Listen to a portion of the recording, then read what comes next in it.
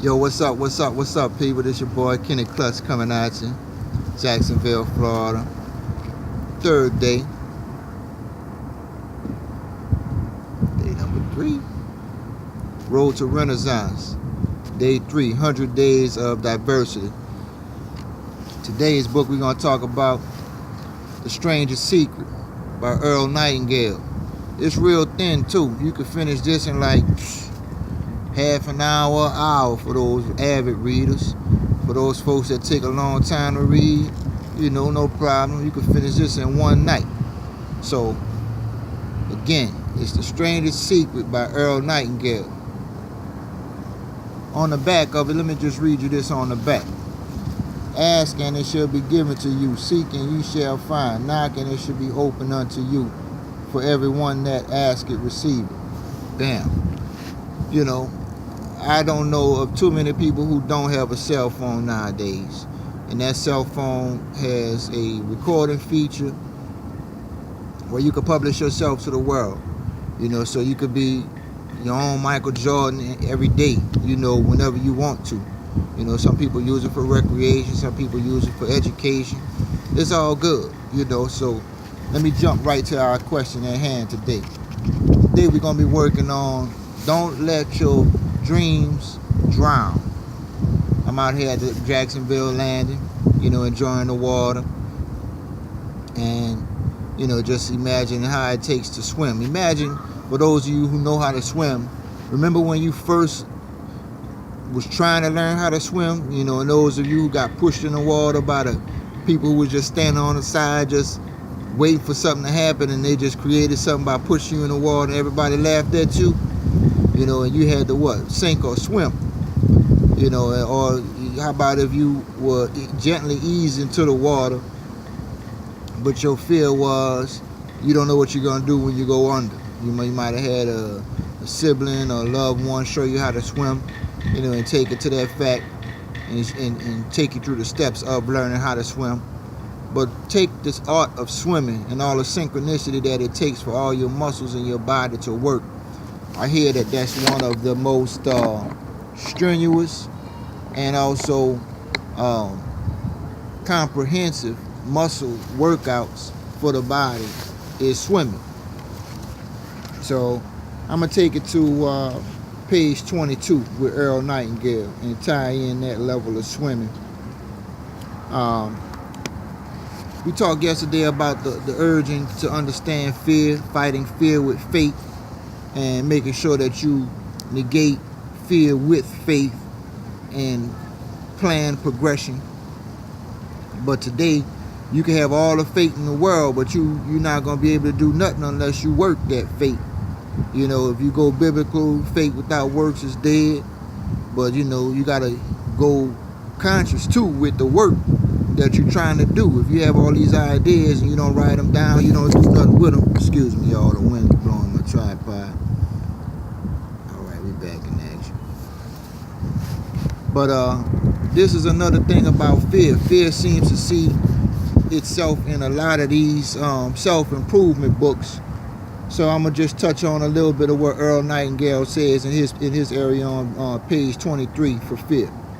Stop thinking about what it is that you fear. Each time a fearful or a negative thought comes into your conscious mind, replace it with a mental picture of your positive and worthwhile goal. And that's very important because, like they say, the idle mind is a devil's workshop. That's fine. But if you have idleness in your mind, you still have an engine up there. You're just not in the right gear. Think about the gear neutral in a car. It's idle, it's neutral, and if you're not on the incline, you just at a standstill. So your engine is still running. You when you hit the gas, it's not doing nothing but just revving your engine up. That's kind of how fear fakes you out. If you court fear enough to give it some gas, then it's gonna fake you out because it's not real. Second thing it says, and there will be a time that will come when you feel like giving up. It's easier for a human to think negatively than positively. Just like it's easier for you to smile than to make a frown. There's more muscles that takes place when you frown in your face than it does when you smile. That's why only 5% of people are successful. Man, that's a big thing. You mean to tell me 95% of people have the same autonomy and control over their fears, but we choose not to do it? You know, I was part of that 95, but now I'm trying to be the 5. I'm going to be in that 5%, not only to attack my fears voraciously, but not to let them drown, because not only have I been taught how to swim, but the more laps you do in the pool, the better your stroke gets, you know? So the pool of life, you know, if you out there swimming and you get past the point where you can't feel your feet under you, the further you go out in the pool, you're not really concerned about how deep it is. You just know that you got to keep swimming, you know? So make sure that you take these things and apply them, because fear is an avid warrior. It seeks out people to conquer, and it does an excellent job, by the way. So decide not to let your dreams die. And you know, going down the drain, you know, if you ever was to wash something down the drain, it takes a minute. You know, you'll see those bubbles at the end when it really gets to the end, and they'll bubble to show you the end result of it. You know, everything is gone. But if you have a clogged pipe, it'll take even longer. You know, fear is like that clogged pipe. You know, you'll get to where you're going, but with fear in the pipe, it'll take substantially a lot longer to get there. So remember, Earl Nightingale, The Strangest Secret. All together, it's all about you. You know, we heard a little while back, The Secret. You know, that was a big thing. You know, big, great concept at the time. You know, the strangest secret is that we have all the power that we have inside of us, but we tend not to use it. So it's just like a diamond that's not mined. You know, it's not valuable to anybody in the cave. So the strangest secret is that you're your own construction worker for your own diamond mine. But yet we think we're sitting on a bag of coal. You know, as we go into this Black History Month, remember where we came from, how important it is to live your life on a daily basis. Choose success, not duress. You know, make sure that you have an incentive for your day. You plan out things.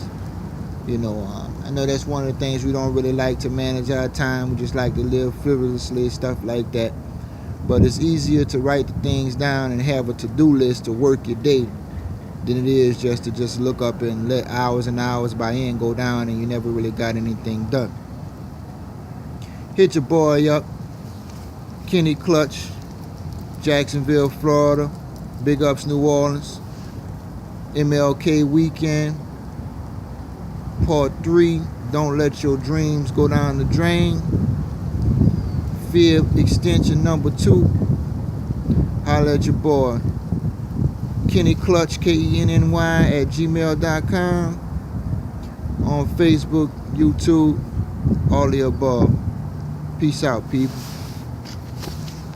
Strangest Secret, Earl Nightingale. We out.